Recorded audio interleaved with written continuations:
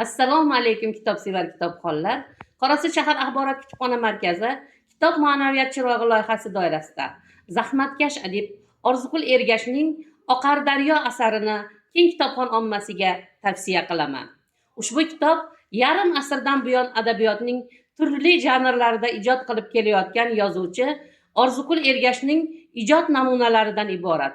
Bir roman, 3 qissa va 14 hikoyani o'z ichiga olgan kitob shavq bilan o'qiladi.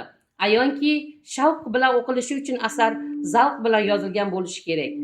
Oqar daryo kitobidan joy olgan Shohsanam romani visolsiz muhabbat haqida yozilgan. Romanda Shohsanam ismli qo'shni qizni butun hayotining mazmuniga aylantirgan bola, o'smir, o'spirin, yigit, erkak Mahmudning o'y-hayollari, orzu-umidlari, xatti-harakatlari, tutumlari aks ettiriladi.